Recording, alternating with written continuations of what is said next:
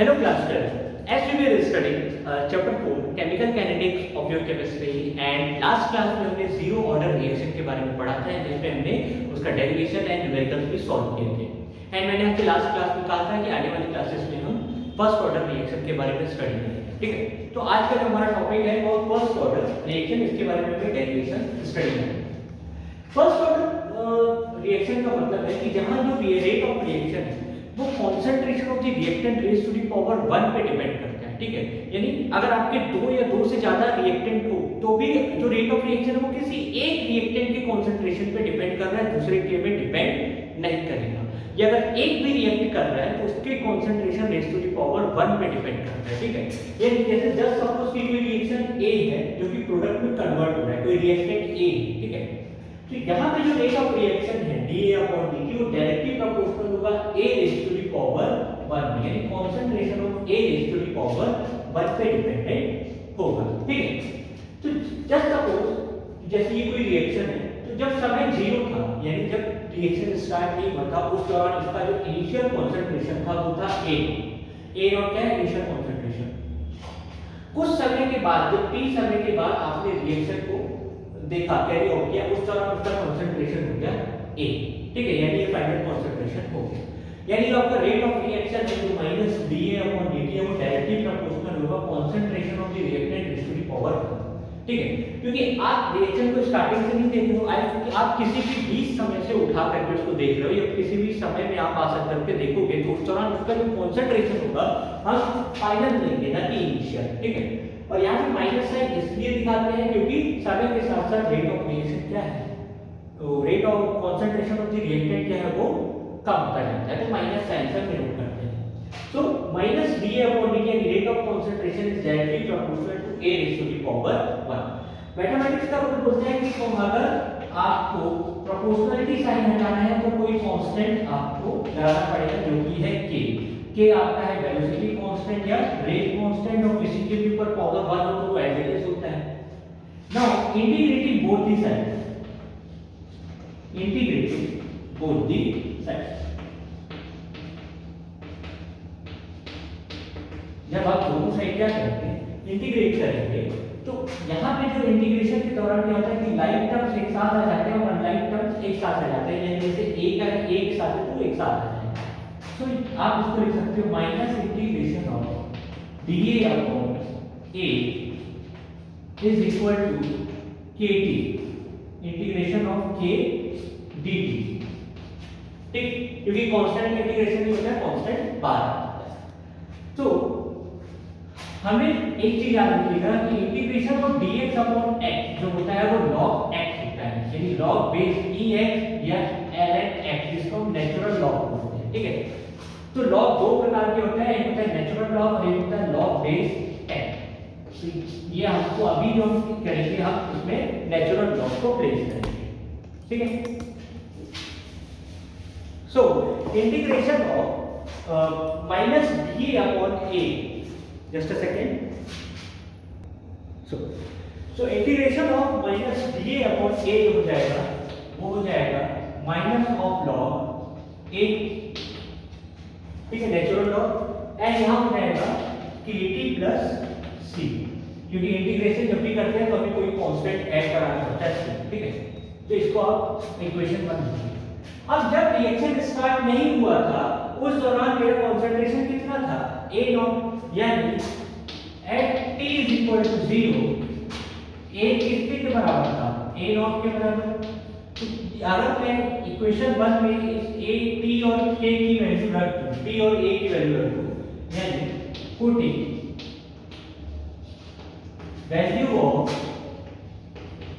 t and A in equation 1, तो ये हो जाता है minus of log A naught is equal to k into 0 plus c, यानी c की वैल्यू क्या होगी माइनस लॉग A नॉट। अगर मैं c की वैल्यू इक्वेशन 1 पे प्लेस कर दूं, ठीक है, therefore from equation 1 and 2, from equation 1 and equation 2, इसको रब कर देता हूं।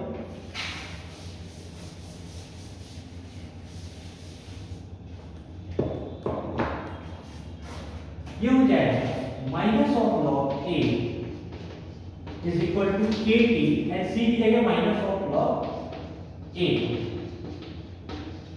ठीक है, अगर मैं इसको यहां लेके चला जाऊं ये हो जाएगा log of a naught minus log of a is equal to के टी। ठीक, एक चीज याद रखिएगा, log m minus log n जो होता है वो होता है लॉग एम अपॉन एन।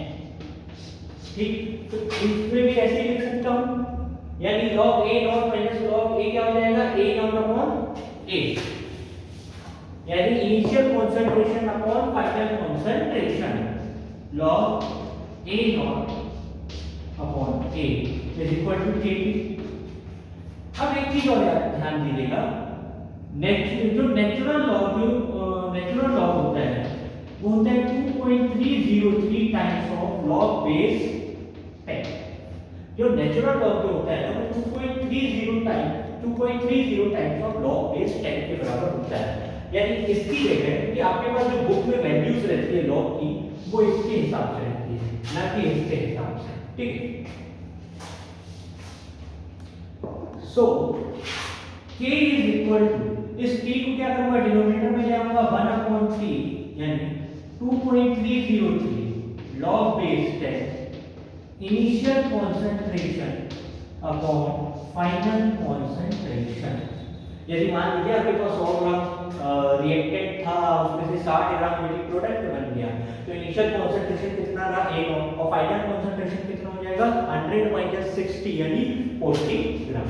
तो ये था आपका फर्स्ट ऑर्डर रिएक्शन का रेट कांस्टेंट फाइंड करने का तरीका। अब दूसरी चीज हमें जो पढ़नी है वो पढ़नी है यूनिट, कि k की यूनिट क्या है इसमें।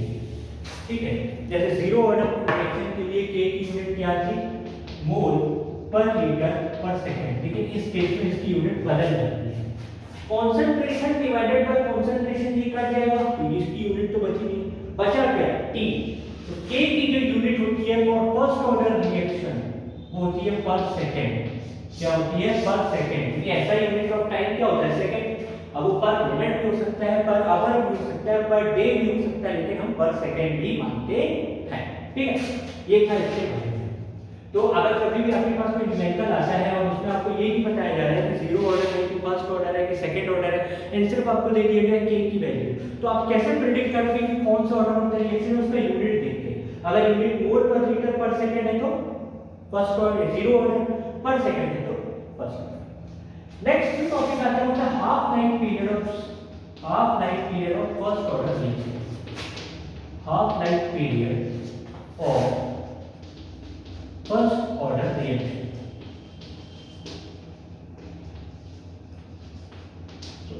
Half life period of first order reaction यानी वो समय जब आपका आधा रिएक्शन प्रोसीड कर चुका है, यानी जो आपका फाइनल कंसंट्रेशन है वो इनिशियल कंसंट्रेशन का क्या है, हाफ है। यानी फाइनल कंसंट्रेशन यानी A वो क्या है, इनिशियल कंसंट्रेशन का आधा हो चुका है।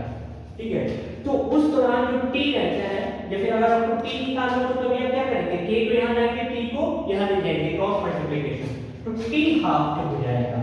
हम t हाफ मतलब हाफ लाइफ पीरियड यानी आधा रिएक्शन हो चुका है, वो हो जाता है 2.303 upon k।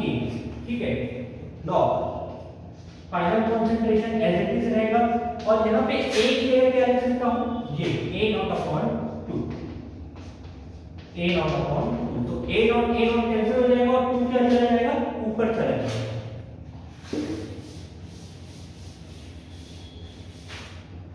So t half is equal to 2.303 into log 2 base 10 है ना, log base 10 2 upon k। log 2 की जो वैल्यू होती है वो होती है 0.301 अपॉन k। एंड जब हम इसको सॉल्व करते हैं तो जो हमारे t हाफ की जो वैल्यू आती है वो होती है 0.693 अपॉन k। यानी केवल हाफ लाइफ पीरियड निकालने के लिए आपको कंसंट्रेशन की भी जरूरत नहीं है, आपको सिर्फ अगर रेट कांस्टेंट दिया जाता है तो you have to simply put the value in this equation. तो ये दोनों बहुत इंपॉर्टेंट इक्वेशन है आपके फर्स्ट ऑर्डर रिएक्शन के लिए। ठीक है, हाफ लाइफ पीरियड क्लियर हो गया। अब इसमें एक चीज और कि मान लीजिए आपको हाफ लाइफ पीरियड पता है और आपसे पूछते हैं कि 75% रिएक्शन कब होगा, कि ऐसा सर्टिफिकेट 75 ग्राम, मान लीजिए 100 ग्राम आपने रिएक्टेंट यूज किया, उसमें से 75 ग्राम प्रोडक्ट बन गया, यानी 75% रिएक्शन क्या हो गया, कंप्लीट हो गया। तो T75 यानी 75% रिएक्शन हो गया है। कभी कभी हम इसको T हाफ की जगह हाफ लाइफ पीरियड को T50 भी लिखते हैं, यानी 50% रिएक्शन क्या हो गया। तो T75 जो होगा वो 2 टाइम्स ऑफ T50 हो जाएगा, यानी 2 गुना समय लगता है उस रिएक्शन को होने में। अगर आपको T50 पता है तो आपको बोलना है कि T75 का होगा, तो आप डायरेक्टली क्या कर सकते हैं, 2 से मल्टीप्लाई कर सकते हैं। ऑल्सो यदि आपसे पूछा जाए कि 99.99% रिएक्शन कब होगा, 99.9% रिएक्शन कब होगा, तो वो हो जाता है 10 times of half life period. वो जो होता है वो होता है 10 times of half life period. तो ये है कुछ इंपॉर्टेंट टर्म्स आपके फर्स्ट ऑर्डर रिएक्शन के। तो क्लास एनसीईआरटी के हिसाब से केवल 2 ऑर्डर ऑफ रिएक्शन पूछता है, वो होता है zero and first order reaction. लेकिन मैं आपको नेक्स्ट क्लास में सेकंड ऑर्डर रिएक्शन भी पढ़ाऊंगा, जो कि इंपॉर्टेंट है for the state board level के लिए, तो उसको आप ध्यान से पढ़िएगा। इसको आप अच्छे से डिराइव करके नोट डाउन करके रखिएगा, न्यूमेरिकल्स आप प्रैक्टिस करिएगा इन द केस। एंड एक चीज और मैं इसमें आपको बताना चाहता हूँ, examples of first order reaction, जो कि मैं थोड़ा मिस कर गया, सॉरी। तो जो फर्स्ट ऑर्डर रिएक्शन के जो एग्जांपल्स हैं वो होते हैं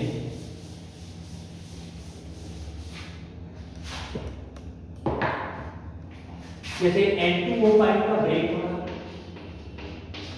आप बैलेंस कर लीजिएगा, मैं बैलेंस नहीं कर रहा हूँ, sorry. NO2 plus oxygen. Next है आपका SO2Cl2 का ब्रेक हो जाना, SO2 and Cl2। साइक्लोप्रोपेन को प्रोपीन में कन्वर्ट करना, साइक्लोप्रोपेन को प्रोपीन में कन्वर्ट करना, ये सब आते हैं आपके फर्स्ट ऑर्डर रिएक्शन। इसमें आते हैं फर्स्ट ऑर्डर रिएक्शन में, और भी बहुत सारे एग्जांपल्स हैं जिसको आप लोग अपने टेक्स्ट बुक से स्टडी कर सकते हैं। So class, if you like my video, so please subscribe my channel and also share the video with your friends, and आप कमेंट सेक्शन में आप बता सकते हैं कि आपको वीडियो कैसा लगा। Thank you and take care.